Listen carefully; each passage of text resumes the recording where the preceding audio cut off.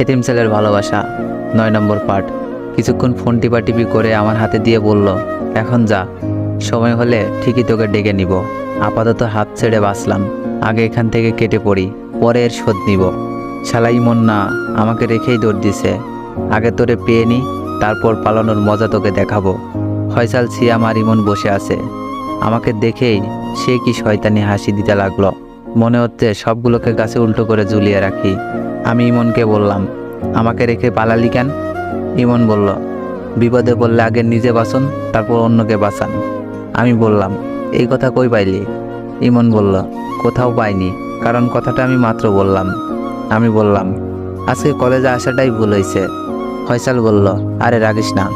আমি বললাম, ওই মায়া ডাইনি তো আমাকে ব্ল্যাকমেল করবে, রাগ হবে না কেন? শ্যাম বলল, এত চিন্তা বাদ দে, এখন ক্লাস করে আসি, পরে দেখা যাবে। ক্লাসে ঢুকে দেখি মায়া আর ওর বান্ধবীরা হেসে লুটুপুটি খাচ্ছে। আমাকে দেখে আরও হাসতে লাগলো।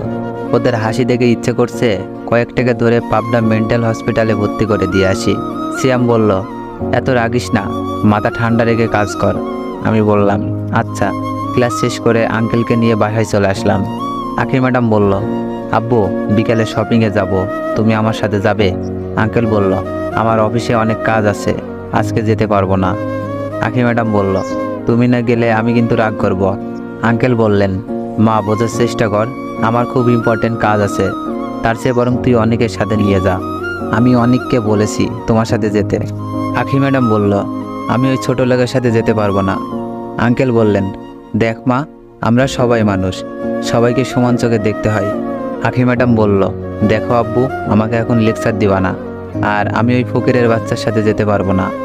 আঙ্কেল বলল, আজকের মতো কষ্ট করে যা, নেক্সট টাইম আমি যাব। আখি ম্যাডাম বলল, আজকেই শেষ, এরপর কিন্তু যাব না। আচ্ছা মা। আমি রুমে শুয়ে আছি, এমন সময় আঙ্কেল এলো। আঙ্কেল বললেন, অনেক, বিকেলে আখিকে নিয়ে একটু শপিং মলে যেত। আমি বললাম, কিন্তু আঙ্কেল, আপনার মেয়ে তো আমাকে সহ্য করতে পারে না, আস্তে আস্তে অভ্যাস হয়ে যাবে, এখন আমি যা বলছি তাই করো। আঙ্কেল চলে গেল। আখি ম্যাডাম এমনিতেই আমাকে দেখতে পারে না, তারপর যদি একটু থেকে একটু হয় থাপ্পড় দিবে। মনে মনে দোয়া পড়তে লাগলাম, যেন ভালোই ভালোই শপিংটা করে আসতে পারি। আমি গাড়ি চালাচ্ছি, আর আখি ম্যাডাম পেছনে বসে আছে। আমি বললাম, ম্যাডাম, কোন শপিং মলে যাব? ম্যাডাম বললেন, সিটি শপিং মলে চল। আমি আর কোনো কথা না বলে গাড়ি চালাতে লাগলাম। ম্যাডাম, চলে আসছি, আপনি গিয়ে শপিং করে আসুন, আমি গাড়িতেই বসে আছি। ম্যাডাম বললেন, তুইও আমার সাথে আয়। কেন ম্যাডাম? ব্যাগ টানবি। চুপচাপ ম্যাডামের পিছু চলতে লাগলাম, জানি না গেলে গালটা লাল করে দিবে। ম্যাডাম অনেকগুলো ড্রেস কিনে ফেললো, আর সেগুলো আমাকে নিতে হচ্ছে। আমার হাতে ব্যাগ ভরে গেছে, তাও কেনা থামছে না। কি মুশকিলে পড়লাম। আরও শপিং করার পর বের হলাম, তখন দেখি কতগুলো মেয়ের সাথে আখি ম্যাডাম গল্প শুরু করছে। আমি ব্যাগ হাতে দাঁড়িয়ে আছি। মেয়েগুলোর ভিতর একজন বলল, আখি, তোর বয়ফ্রেন্ডটা তো খুব কিউট রে। আখি ম্যাডাম বলল, ওই, ওটা আমার বয়ফ্রেন্ড না, আমার ড্রাইভার ওটা। মেয়েটা বলল, আরে এত কিউট ড্রাইভার হয় নাকি? আখি ম্যাডাম বলল, তোর চোখ নষ্ট হয়ে গেছে, ডাক্তার দেখা। মেয়েটা আমাকে বলল, এই, তোমার নাম কি? আমি বললাম, অনিক হাসান। মেয়েটা বলল, আমি মধুমিতা, তুমি আমাকে মধু বলে ডাকতে পারো। এই মেয়ের ভাবভঙ্গি ভালো না, এখান থেকে কেটে পড়তে হবে। এজন্য আখি ম্যাডামকে বললাম, ম্যাডাম, আমি ব্যাগগুলো গাড়িতে গিয়ে রাখি। বলে কোনো উত্তর না শুনে চলে আসলাম। যাক বাবা, বাঁচা গেল। ব্যাগগুলো গাড়িতে রেখে গাড়ির ভিতরেই বসে রইলাম। কিছুক্ষণ পর ম্যাডাম আসলো, সাথে সেই মধুমিতা। মধুমিতা বলল, অনেক, তোমার নাম্বার দাও তো। আমি বললাম, আপু, আমি ফোন ইউজ করি না। মেয়েটা কোনো কথা না বলে গাড়ির দরজা খুলে আমার হাত ধরে বের করলো। এরপর আমার পকেট থেকে ফোন বের করে কিছুক্ষণ টিপাটিপি করে আমাকে আবার দিয়ে দিল। মধুমিতা বলল, এই, বললাম না আমাকে মধু বলবে। আপু, ম্যাডাম, এগুলো যেন না শুনি। পাশে দেখলাম ম্যাডাম দাঁড়িয়ে হাসছে, আমাকে বিপদে ফেলে মজা নিচ্ছে। কি যে করি। আরও কিছুক্ষণ কথা বলে বাসায় চলে আসলাম। ম্যাডাম বলল, ব্যাগগুলো নিয়ে আমার পিছু পিছু আয়। আমি ব্যাগগুলো নিয়ে ম্যাডামের পিছু পিছু গেলাম। সোজা ম্যাডামের বেডরুমে চলে আসলাম। এই প্রথম ম্যাডামের বেডরুমে আসলাম। অনেক সুন্দর রুম, দেওয়ালে ম্যাডামের কয়েকটা ছবি টাঙানো। আমি বললাম, ব্যাগগুলো কোথায় রাখবো? ম্যাডাম বললেন, বিছানায় রাখ। আমি ব্যাগগুলো বিছানায় রেখে আসতে লাগলাম। এমন সময় ম্যাডাম বলল, আমার ওই বান্ধবীর থেকে দূরে থাকবি, তা না হলে তোর কপালে দুঃখ আছে। আজব তো, আমি কোনার বান্ধবীর সাথে আগ বাড়িয়ে কথা বলতে গেছি নাকি? খুদাই সন্দেহ করে। ম্যাডাম বললেন, ওই এখন যা, আর যা বলছি মনে রাখিস। কোনো কিছু না বলে রুমে চলে আসলাম। রাত 11টা।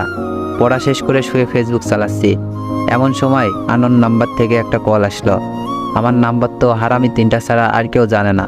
তাহলে কে হতে পারে? খুঁজে পেলাম না। এর ভিতরে 2বার রিং হয়ে গেছে। তৃতীয়বার কল রিসিভ করতেই, ওই কল রিসিভ করতে এতক্ষণ লাগে কেন? একটা মেয়ে কণ্ঠে বলল। কোন মেয়ে আমাকে এভাবে ঝাড়ি দিতে পারে? খুঁজে কাউকেই পেলাম না। কি হলো, কথা বলছো না কেন? আমি বললাম, আপু কে বলছেন আপনি? ওই, কে তোর আপু? আপনি? হারামি, আমি তোর আপু না। তাহলে কে আপনি? আমি মায়া। কি হয়? আমার নাম্বার পেলেন কিভাবে? তোমার ফোন থেকে নিছি। হঠাৎ তুমি করে বলছেন, ব্যাপার কি? একসাথে পড়ি, এজন্য তুমি করে বলছি। আপনার ব্যবহার এত ভালো হবে বুঝতে পারিনি। এত বুঝতে হবে না। আচ্ছা কি করো? শুয়ে আছি। আপনি? তোমার সাথে কথা বলছি। গুড নাইট ম্যাডাম, কল রাখলাম, আমি ঘুমাবো বলে কল কেটে দিলাম। আমাকে ফাঁসানোর চেষ্টা করে লাভ নেই ম্যাডাম, আমি তোমার কথার জালে ধরা দিচ্ছি না, মনে মনে বললাম। ঘুম থেকে জেগে উঠলাম আখি ম্যাডামের চিল্লানিতে। ভাবলাম কি হলো, একটু গিয়ে দেখে আসি, মানবতা বলতে কিছু আছে তো। গিয়ে দেখি আঙ্কেল ম্যাডামের দরজার সামনে দাঁড়িয়ে আছে। আমি গিয়ে জিজ্ঞেস করলাম, আঙ্কেল কি হয়েছে? আঙ্কেল বললেন, বাবা আর বললেন না, আরশোলা দেখে ভয় পেয়েছে আখি।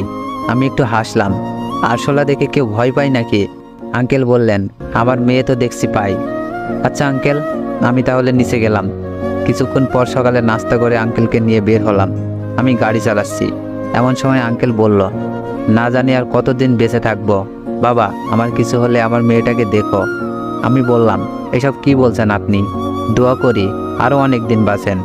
আঙ্কেল বললেন, সবার সব ইচ্ছা পূরণ হয় না, আমারও মনে হয় সময় শেষ হয়ে আসছে।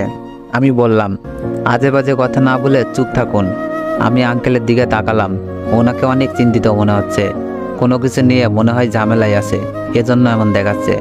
কিন্তু হঠাৎ করে অমন কথা বলল কেন? ব্যাপারটা বুঝলাম না। তবে আমাকে এর কারণ জানতে হবে।